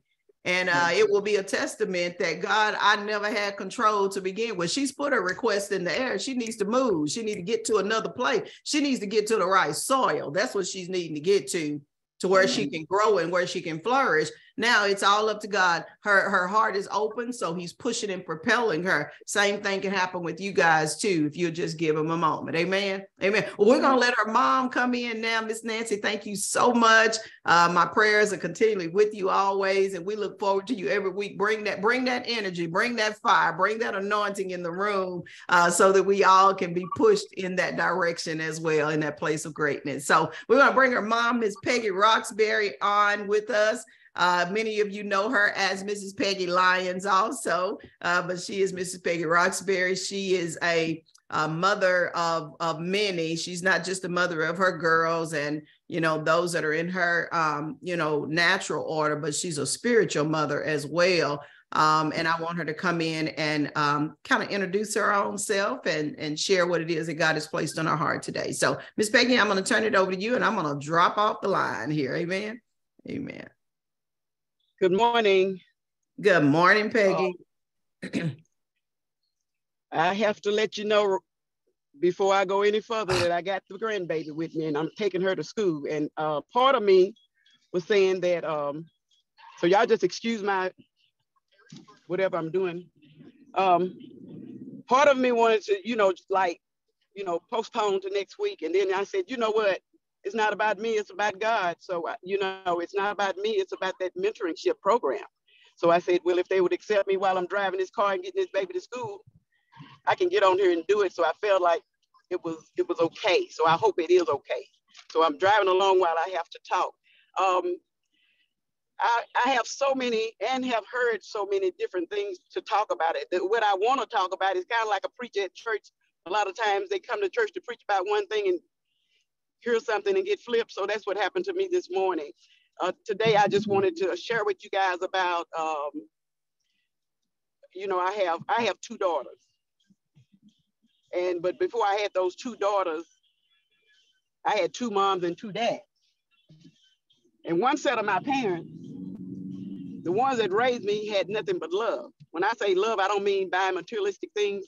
I mean that I as a kid, I imagine I had everything I wanted, but other than materialistic things, I had a lot of love. I had a lot of hugs. I had a dad that I could run downstairs and jump in his lap when I hear his truck pull up and things of that nature. And it was just all of this stuff brewed on you. When you have a biological mom and dad, and then you take your other mom and dad that raised you, it's two different worlds. So I come to you today to let you know that whatever is instilled in you when you're young, it's going to come out as you grow. But I hope it's positive. I hope it's positive because one thing I've learned is that when I look over life now, a lot of things I've done in life, especially when I turned 29, I looked over my life and I said, you know what? You can be mother, father, sister, brother, friend, whoever you are. If you're not working in my life, you got to go. So what I did, I was living in the city of Tyler in the city part. And I said, you know what? Going out, trying to party with my friends, I could see that was a bill. That was nothing but a bill because back in my day, when you get ready to go to the club, you had to have your hair fixed. You had to have a new outfit every week. I mean, everything was about spending money that I couldn't see. Then at your house, you had a bar. It wasn't so much that you was an alcoholic or you enjoyed drinking, but you enjoyed the company. I have never been a big time drinker, never had a drug problem and things of that nature, but it still was a bill because I had a bar there and I was, making sure that all my friends, when they come over, they had their drinks. So I analyzed that at 29. I said, you know what? My friends are a bill. Some of my family is a bill. All of this stuff is a bill. So what I did, I sold everything at that house, got rid of the house, everything. And I moved out where I am now in the deep country with trees, nothing but trees and water and dogs, cats, dirt roads, and a mixed neighbor of everybody. and I raised my kids there. So I said all of that to say that what happened at 29, you know, I was turning 30. And that was like really old to me back then. So I said, you know what, you better get yourself together. So do you want your kids in this? Do you want your kids to do this? How are you gonna be able to tell your kids something? You're around your family. You whip one. I had that baby girl, Nan, whip up my mother. My mother, I bought her a house right up the street from me, and she would come down. Don't whoop Peggy, don't whoop Nancy. You know, so I figured, well, she's in my business. Let me go. So I packed up and I moved. So as I moved, I was able to nurture my kids the way I wanted them to go, not being fed by everybody. A lot of times, kids hear things from everybody and they don't hear you when you get to talking to them. So I took my kids way to the country where they couldn't run away because it was too far to walk. And if, you know, they couldn't have company because the company couldn't drive way out there. So back in the day where I lived was a long way from everybody that they knew. So as I raised my kids, I showed them something that I had all my life. And it was simply every day telling my kids that I love them every day. Even to this day, moving forward, I tell my kids before I get off the phone, I love them. So relationships, have I had hard times with my kids? Yes, I have, but guess what I did? I fought, I never gave up. I pushed them through. I took the steering wheel of my kids when they started college. I said, my kids got to finish college. I wanted my kids to not do what I did. You know, have a kid, get married, have another kid, quit college. You know, this crazy stuff leading to depending on man. You cannot depend on your spouse for everything. You need to have yourself put together before you get out there. But I didn't recognize that till after I married. And after I had Nan, she was 16 months old. Well, I decided, you know what? I'm gonna take his money since he's my husband. I'm gonna divorce him with his own money. I'm gonna take his money, buy me some furniture, put it in the storage. I'm gonna get me 2 or 3 jobs and I'm gonna leave this person. So that's what I did. And I never, ever looked back. Once you figure out who you are, which you need to do before you even get married, you need to know who you are. You need to know your wants and your things that you don't want, things you like and you don't like. I think men and women both should come to the table and just honestly be honest with each other. But when you're young, you really don't even, I don't even know if you know honest or not. I don't know. But you know, you marry young and you really don't know. But once you find out, you don't stay there knowing that you can grow. When you know you can grow, when you know you can be bigger and better than what you are now, you move on. So what I did, I moved on. I got back in college. I have 3 degrees, but you know, I got what I wanted. I set myself up, didn't marry. Being a single parent is very important. When you say you're single, you stay single because your kids are watching you. Your kids are watching you. And if you do some of the things that I've done, you date guys when your kids get your height, I tell you your kids grown. They don't need that. Your kids grown. They can stay at home by themselves. Well, at a teenage life is the time that you really need to be at home with your kids because they got their own little mind and they're going to do what they want to do. So what I did, I kept man out of my house. If he left something like a hat, I live in the country, I burn it up. So, you know, he couldn't leave nothing at my house because it wasn't his house. That house belonged to my children and myself. So, and that was understood. So you call me back and ask for your hat. It's no longer your hat, it's burned up. So don't leave nothing at my house. You don't live here. So, you know, you have to walk that life that you want your kids to do because your kids see you. And you can't act like you hadn't done some things when you're looking at your children. You really have to lay back or sit back and just know that she or he is going to be all right because you've been there and you've done that.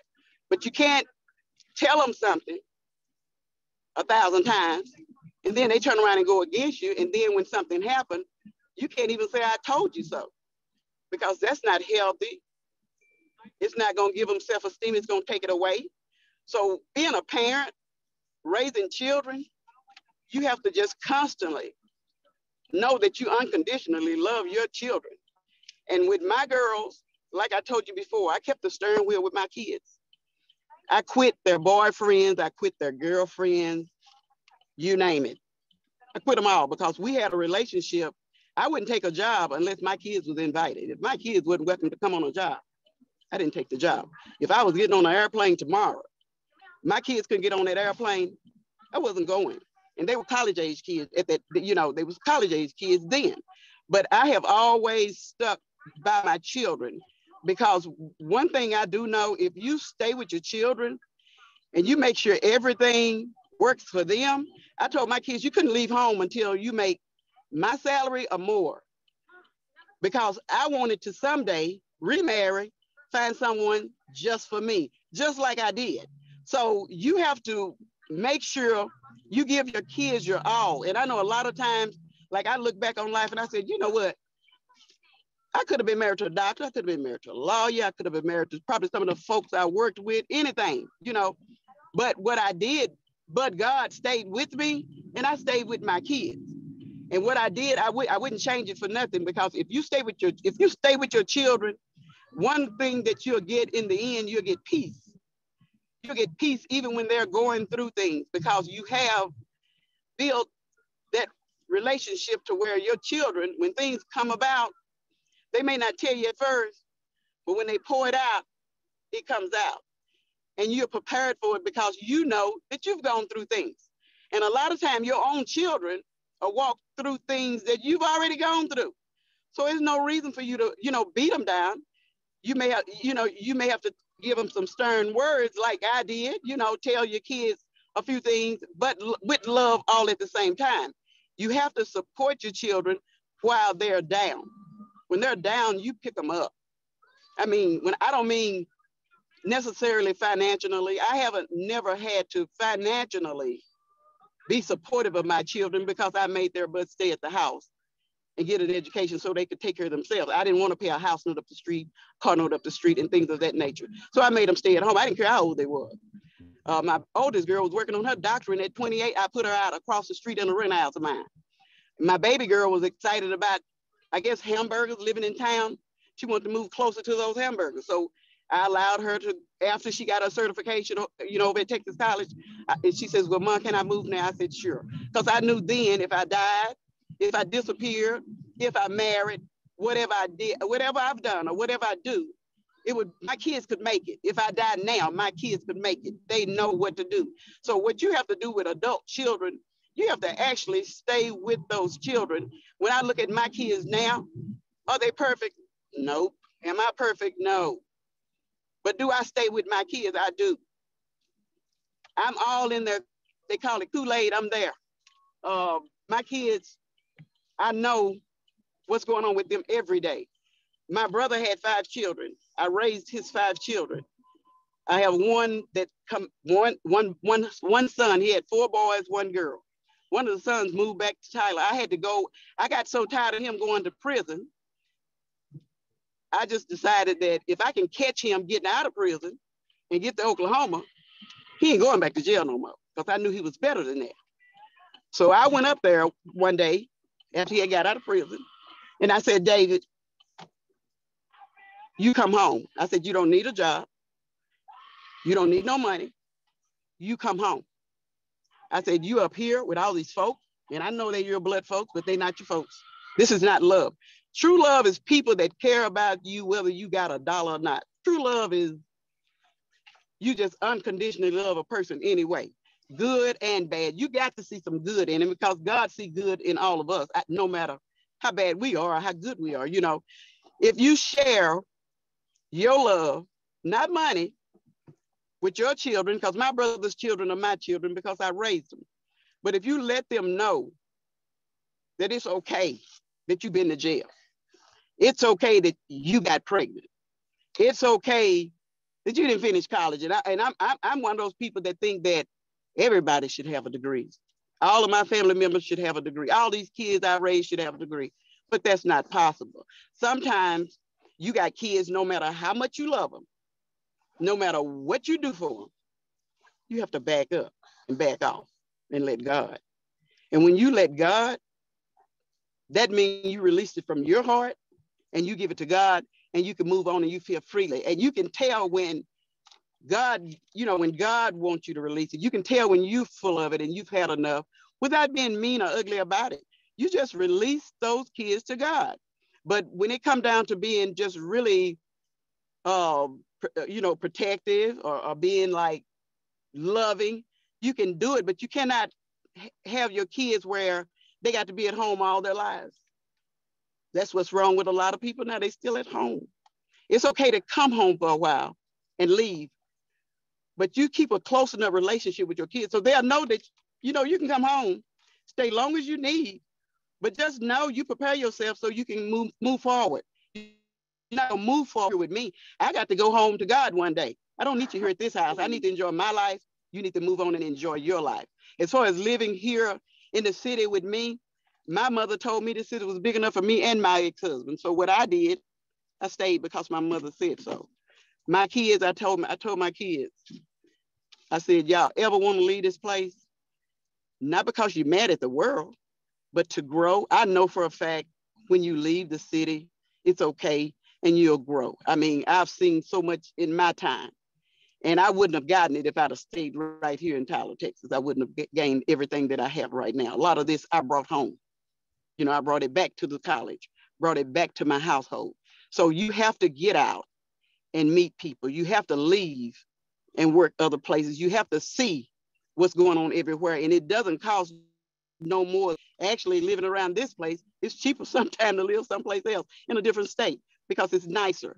But when it comes down to your children, if you would just say the word, even, no matter what type of day you have, what type of day they have had, what type of year they have had, you still let those kids, you love them. I can get on the phone and be upset with one of my girls. But when I get finished, you give me 5 minutes to fuss, I'm gonna fuss about it. But when I get off the phone, I yet let you know that I love you. My grandkids, when I talk to my grandkids every day, if I talk to them 10 times a day, the last thing I say, I love them. My students, I always have told my students, I love them. That's the last thing I always say. My family, I told you I had 2 sets of parents. With my biological siblings, my mother had 12 kids.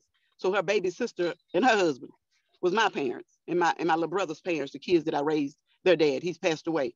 But my siblings, they didn't come from like nurturing love, like touchy-feely love, like hugs, like a kiss on the jaw, things of that nature that makes you feel good.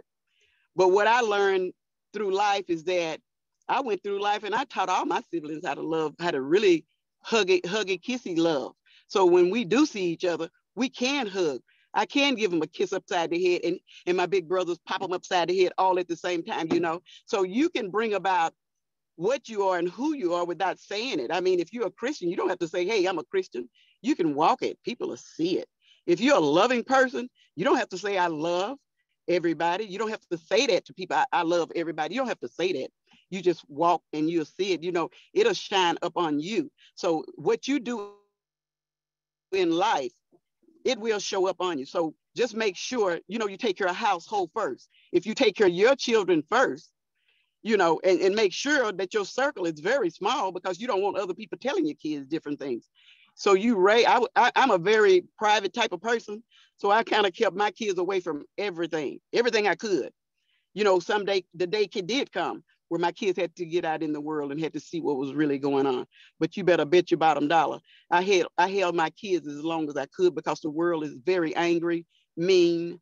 A lot of them haven't even gone to church, period, or even been taught God. Their parents didn't take them to church, or their parents didn't have church at home, or didn't even have the Lord prayer.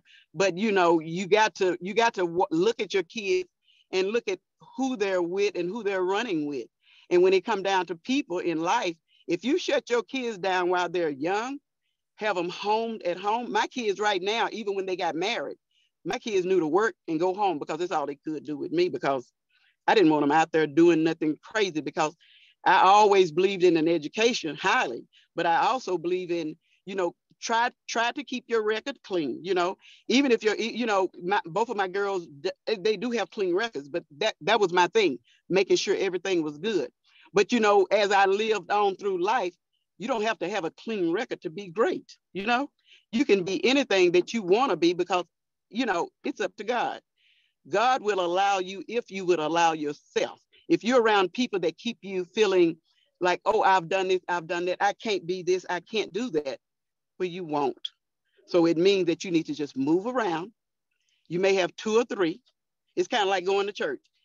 If you have, you know, 12 people at church versus 50, you're going to still have God. You're going to still enjoy church. So it is kind of like having a classroom. You may have 1 student to show up in the class, but you still have to prepare for 50 students, you see? So, but you still do the same. So what you do, you take care of yourself and take care of your kids and teach your kids as they come up. When my girls start going and getting in their like 30s, I said, y'all need to start wearing some moisturizer on your face. You need to start putting things on your face, taking care of your skin, taking care of your life, health, and strength. So you still have to be there for your adult children because you really don't know. My 2 girls really needed lotion, something like lotion. I think you can buy it for $1 at the dollar store now, but lotion every day. They would dress slap up and I could see their knees and legs, they're white, you know?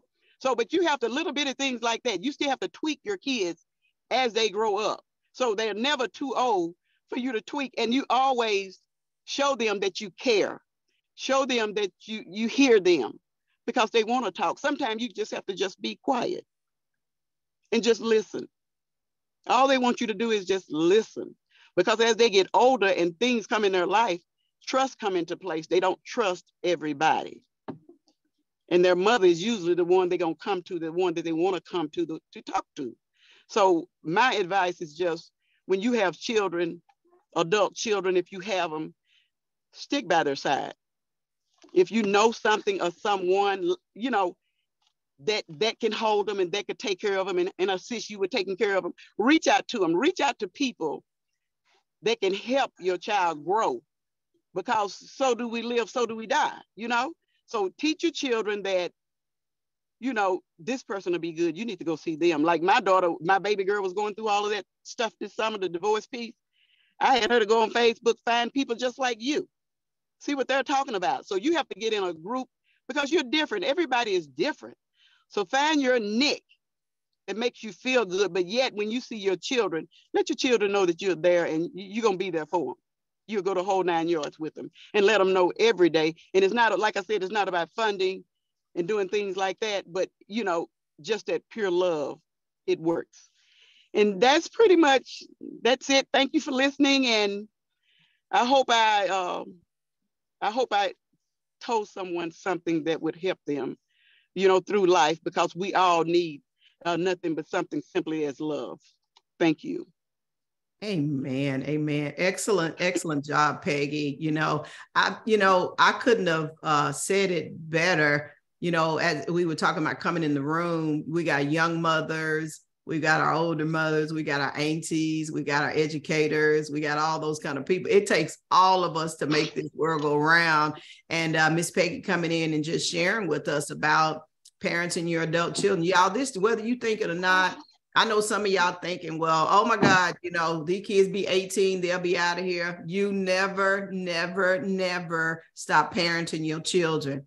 I don't care what anybody says, you're always going to be in a position, you just parent them different. It's just like mommy parents different, auntie parents different, educators parent different. All of us have a different place, but we're all going to be parenting because, believe it or not, somebody's still parenting us. So, you know, staying in the gap with people, finding what your life purpose. I think that's what Mrs. Peggy has actually done. She found her purpose in life, you know, to give back to others and, you know, let them know the importance of, you know, living the best life that you can and being supportive. And I think a lot of it is either we give back what we have or we give back what we did not have in life. But whatever it is, you want to choose the greater of the two. I want to open it up. I know Miss Peggy's trying to get the babies off to school this morning, but does anybody have any comments or questions or anything before she gets off this morning?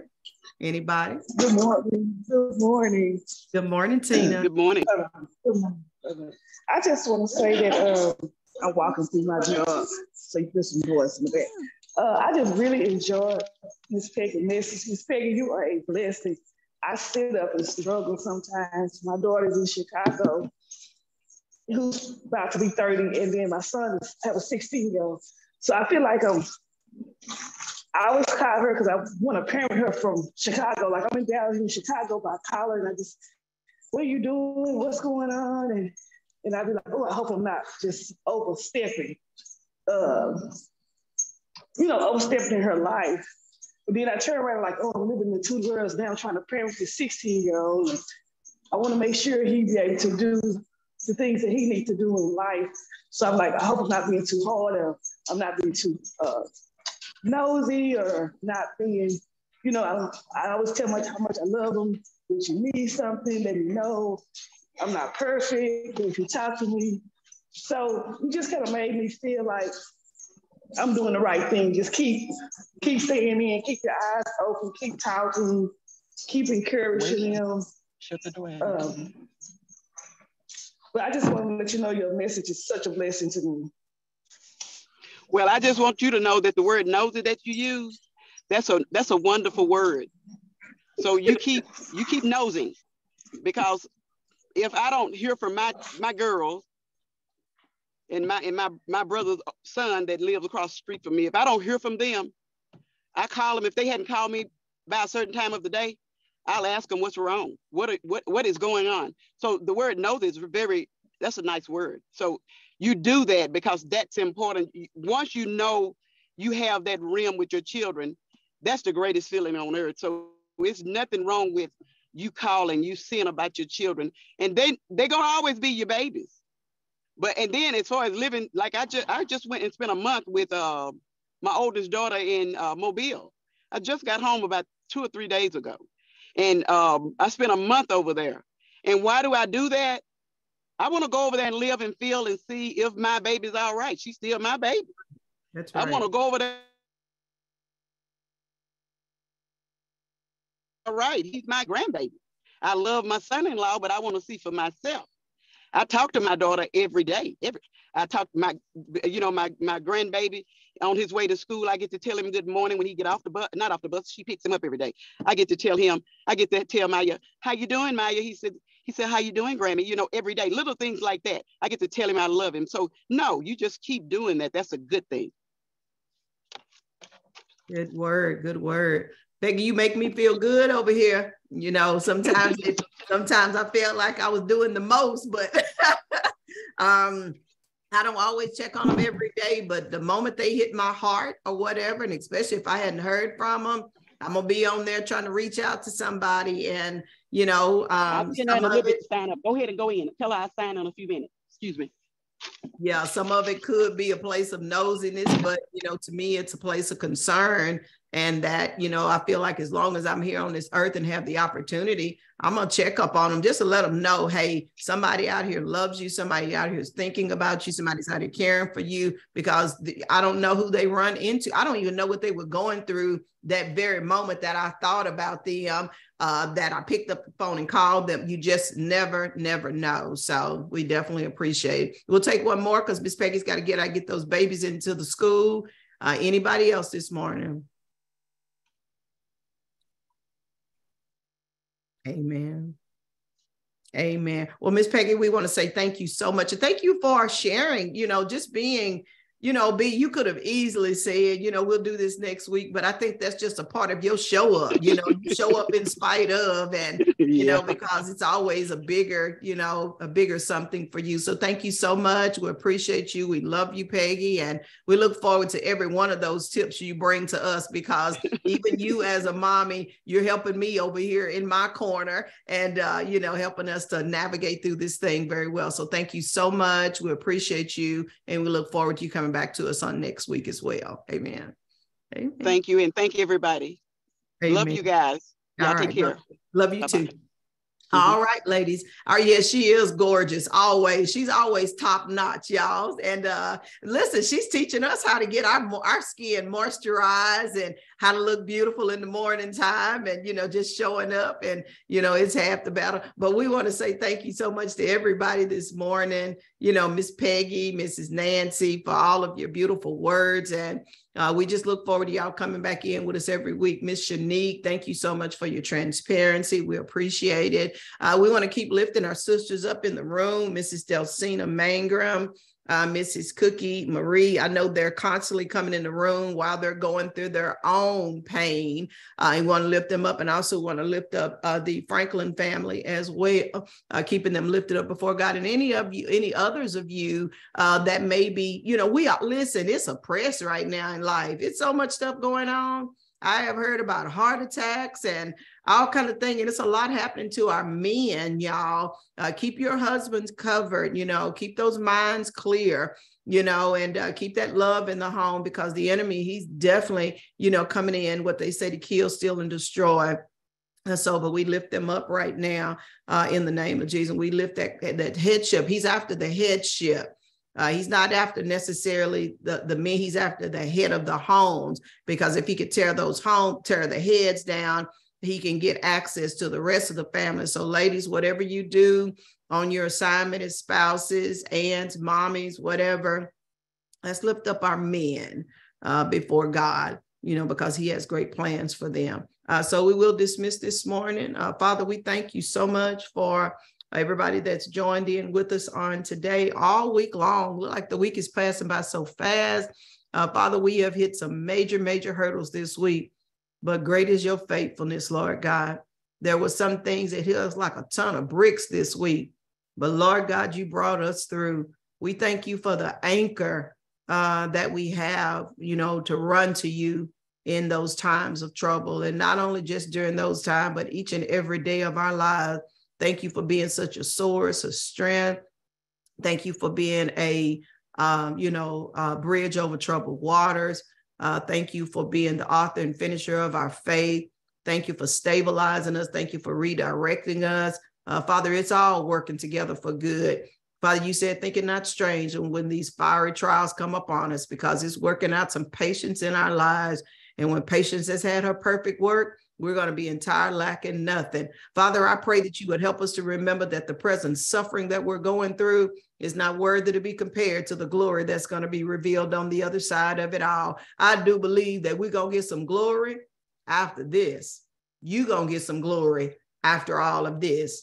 The bigger the struggle, the bigger the pain, the bigger the glory. So Father, teach us how to be still and know that you are God. Teach us that weeping endures for a night, but joy will come in the morning. Thank you that your plans are always better than our plan, and teach us how to release the reins and let your will be done. Nothing has happened by surprise. You've got it all in your hands. So Father, we thank you. Once again, we present this day to you, this Thursday.